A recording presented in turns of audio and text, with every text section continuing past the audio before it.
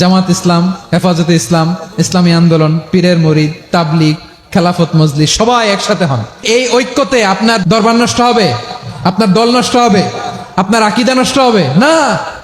আমার মাথার তাজ সম্মানিত ওলামা একরাম, এই 10টা কমন গ্রাউন্ডে যদি এক হন, আপনার আকীদা নষ্ট হবে। আপনার আকীদা আপনার, আমার আকীদা আমার, আপনার দল আপনার, আমার দল আমার, আপনার পলিসি আপনার, আমার পলিসি আমার।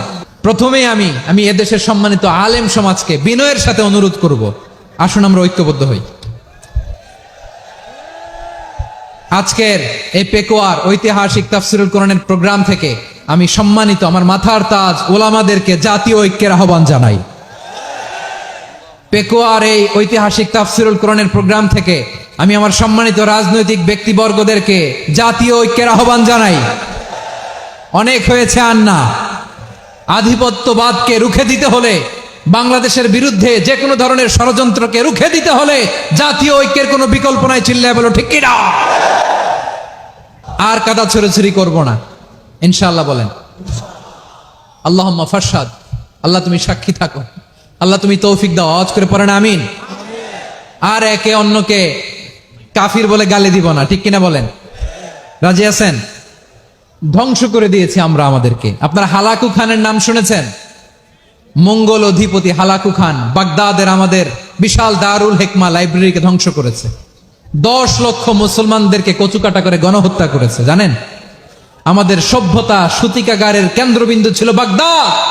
ইরাকের বাগদাদে যেদিন সে রক্ত নিয়ে হোলি খেলা করে, রক্তের হোলি খেলা যেদিন হয়, ওই দিনও বাগদাদে বাহাস চলতেছিল। আমাদের বাহাস কি চলতেছিল? আপনাদের এলাকায় বাহাস আছে? এই প্রচলিত বাংলাদেশে যে বাহাস, এটার সাথে ইসলামের কোনো সম্পর্ক আছে? এই পর্যন্ত বাহাসের পরে পরাজয় বরণ করছে এরকম কোন দল আপনারা পাইছেন? আমি পাই নাই। প্রত্যেক দলই বাহাসের পরে সংবাদ সম্মেলন করে বলে আমরা জয়লাভ করিয়াছি, ওনারা পালাইয়া চলিয়া গিয়াছেন। আছে না নাই? কারণ সত্য জানার জন্য, সত্য মানার জন্য আসে না তো, নিজের জ্ঞান জাহির করার জন্য বাহাস করে। বিপক্ষ দলের আলেমকে ছোট করার জন্য বাহাস করে। এই বাহাসের স্থান ইসলামে নাই। চিল্লায় বলো ঠিক কিনা? এই সমস্ত বাহাসের দিন শেষ। ঐক্যবদ্ধ হওয়ার বাংলাদেশ। প্রিয় ভাইরা, হালাকু খান সে দারুল হিকমা লাইব্রেরি জ্বালিয়ে পুড়িয়ে এই সব দামি দামি বইগুলো, আমাদের দামি দামি ঐতিহাসিক তুরাসি ক্লাসিক বইগুলোকে দজলা নদীতে ফেলেছে। পুরা দজলা নদী কালো হয়ে গিয়েছে। 10 লক্ষ মুসলমানকে গণহত্যা চালিয়ে এই রক্তের বন্যা যখন দজলা নদীর পানিতে মিশে গিয়েছে, দজলা নদীর পানি লাল হয়ে গিয়েছে। যেই দিন বাগদাদে গণহত্যা চলে, ওই দিনও বাগদাদে বাহাস চলতেছিল। কিসের বাহাস জানেন? মেসওয়াক, ডান মারি থেকে করা সুন্নাহ, এটা আমরা জানি। এখন কি উপরের মারি না নিচের মারি? বাহাসের বিষয়। এই বাহাস করবেন আপনারা? বিশ্ব যখন এগিয়ে চলেছে, আমরা তখন বসে বিবি তালাকের ফতুয়া খুঁজেছি কোরআন হাদিস চষে। তালাক ইসলামের অনেক গুরুত্বপূর্ণ অনুষঙ্গ। তালাক কোরআনের একটা সূরা। কিভাবে তালাক হবে না হবে আমাদের ফোকাহায়ে একরাম, আমাদের আকাবেররা সব বলে গিয়েছেন, সব জানা। আপনি হয় এটা মানবেন, নয় ওইটা নিয়ে বাহাসের দরকার নাই, ওইটা নিয়ে মারামারির স্থান ইসলামে নাই। আওয়াজ করে বলেন ঠিক কিনা? এখন পেকুয়ার ভাইরা, শেষ কথা বলি, আওয়াজ করে বলেন আমরা ঐক্যবদ্ধ হতে চাই কি চাই না? চান? এই যে আমি বিনয়ের সাথে আলেম সমাজকে জাতীয় ঐক্যের আহ্বান জানালাম, এটার সাথে আপনারা সংহতি প্রকাশ করেছেন?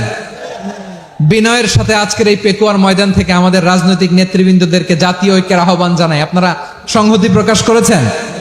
এখন এটা রোড ম্যাপ কি, কিভাবে আমরা ঐক্য প্রক্রিয়াতে এগিয়ে যাব? শেষ কথা বলি, একেবারে সহজ। আমাদের ওলামা মাশায়েখদেরকে, আমার মাথার তাজ তাদেরকে আমরা বলি, এই যে আমরা ঐক্যবদ্ধ হই নাই, আমরা কি বড় কিছু অর্জন করে ফেলছি? বলেন, আমরা কি খুব পাওয়ার সম্মানের জায়গায় আছি? খুব স্ট্রেংথের জায়গায় আছি? তো কিছুই তো নাই। আপনি ঐক্যবদ্ধ হইলে সমস্যা কোথায়? এমন তো না ঐক্যবদ্ধ না হওয়ার কারণে এতদিন আপনার অনেক কিছু ছিল, ঐক্যবদ্ধ হলে আপনি হারাবেন, এমন তো না। তো কিছুই যেহেতু আপনার নাই, আমার নাই, ঐক্যবদ্ধ হলে আমরা সমস্যা কোথায়? ঐক্যবদ্ধ হয়েই দেখি না, ঠিক কিনা? ঐক্যবদ্ধ হওয়ার 2টা ওয়ে। রাজনৈতিক ঐক্য কিভাবে হবে? রাজনৈতিক সম্মানিত নেতারা ঠিক করবেন। আলেমরা কিভাবে ঐক্যবদ্ধ হবেন? শেষ কথা বলে শেষ করছি, খুব গুরুত্বপূর্ণ। This is the punching line. এদিকে তাকান। ঐক্য হবে 2টা পদ্ধতিতে। একটা হচ্ছে কমন গ্রাউন্ড নিয়ে, বেসড অন কমন গ্রাউন্ড। যেমন ধরেন, আমরা নামাজ কায়েম করতে চাই, জামাত ইসলাম এই কথার উপর একমত আছে না নাই? নামাজ কায়েম হোক, একমত না জামাত ইসলাম? হেফাজত একমত না? ইসলামী আন্দোলন একমত না? তাবলীগের ভাইয়েরা একমত না? পীরের মুরিদেরা একমত না? আপামর তাওহীদি মুসলিম জনতা একমত না? তাহলে নামাজ কায়েম করতে হবে, এই কমন গ্রাউন্ডে আমরা সবাই একমত, ঠিক কিনা? যাকাত আদায় করতে হবে, সবাই একমত, ঠিক কিনা? নারীদের পর্দা করতে হবে, শালীন পোশাক পরতে হবে, একমত সবাই, ঠিক কিনা? বৈষম্য বিরোধী বাংলাদেশ চাই, সবাই একমত, ঠিক কিনা? মেরিটোক্রেসি, মেরিটোক্রেসি, আর কোন মামা চাচার ফোনে পদ দিলে হবে না, মেধার ভিত্তিতে সবগুলো পদ ঠিক করতে হবে, চিল্লায় বলো ঠিক কিনা? আমরা একমত না? স্বাধীনতা সার্বভৌমত্বের প্রশ্নে আমরা সবাই একমত, ঠিক কিনা?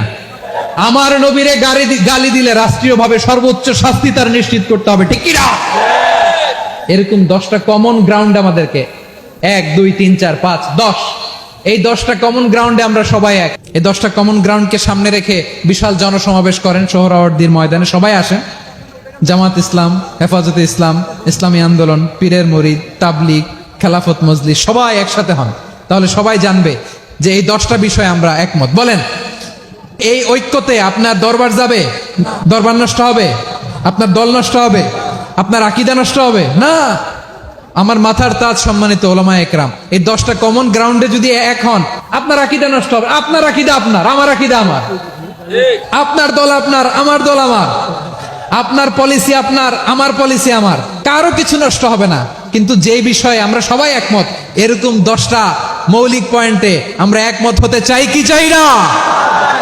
আমার পেকোয়ার ভাইয়েরা, তাহলে ঐক্যবদ্ধ হওয়ার 1 নম্বর পদ্ধতি based on common ground. Common ground, এতে কারো কোনো লস নাই, কারো কোনো ছাড়ও দেয়া লাগবে না, কারো দরবারও যাবে না, কারো দলও নষ্ট হবে না, কারো আকীদাও নষ্ট হবে না। আমার আকীদা আমার, আমার দল আমার, আমার সব ঠিক আছে, শুধু এই বিষয়ে আমি একমত, তুমি একমত, তুমি একমত, তো আমরা সবাই একসাথে বসে জানান দেই যেগুলোতে আমরা একমত, শোডাউন করি। বাংলাদেশের যে কোনো মহাসমাবেশকে সেই দিনের মহাসমাবেশ ছাড়িয়ে যাবে, চিল্লায় বলো ঠিক কিনা? এরপর জেলায় জেলায় বিভাগীয় বিভাগীয় আপনারা ওয়ার্কশপ করেন, সেমিনার করেন, আইস ব্রেকিং প্রোগ্রাম করেন, এইভাবে আমাদেরকে আগাতে হবে। তাহলে number 1 common ground based, number 2 issue based, issue ভিত্তিক ঐক্য। যখনই জরুরি কোনো ইস্যু আসবে আমরা ঐক্যবদ্ধ হব। রাজি আছেন সবাই? সবাই রাজি আছেন? আল্লাহ তাআলা আমাদের সবাইকে ঐক্যবদ্ধ জীবন ধারণের তৌফিক দান করুক, আমরা পড়ি আমিন। আজকের এই তাফসীর প্রোগ্রামকে আল্লাহ কবুল করুক, আমরা পড়ি আমিন।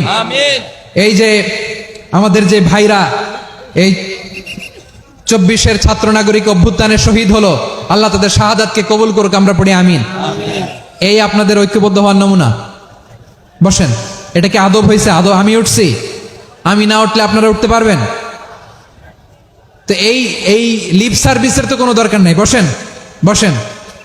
ওয়াসিম পেকুয়া, আহসান হাবিব চকরিয়া, তারা এই 24-এর ছাত্র নাগরিক অভ্যুত্থানে শহীদ হয়েছে। আমরা তাদের শাহাদাতের সর্বোচ্চ মাকাম আল্লাহর কাছে কামনা করি, আওয়াজ করে বলেন আমিন। প্রিয় ভাইরা, আমরা 52-র ভাষা আন্দোলনে ঐক্যবদ্ধ হয়েছিলাম, 71-এর স্বাধীনতা সংগ্রামে ঐক্যবদ্ধ হয়েছি, 24-এর ছাত্র নাগরিক অভ্যুত্থানে ঐক্যবদ্ধ হয়েছি। জাতীয় ঐক্যের এই 3 শক্তিশালী উদাহরণ আমাদের সামনে আছে। আমরা আগামীর বাংলাদেশ বিনির্মাণেও এভাবে জাতীয় ঐক্য গড়তে চাই, চিল্লায় বলেন ঠিক কিনা? পুরা দেশবাসীর কাছে আমি জাতীয় ঐক্যের আহ্বান জানিয়ে পেকুয়ার এই প্রোগ্রাম থেকে আমি বিদায় নিচ্ছি। হাদা মা ইনদি ওয়াল ইলমু ইনদাল্লাহ আলাইহি তাওয়াক্কালতু ওয়া ইলাইহি উনীব।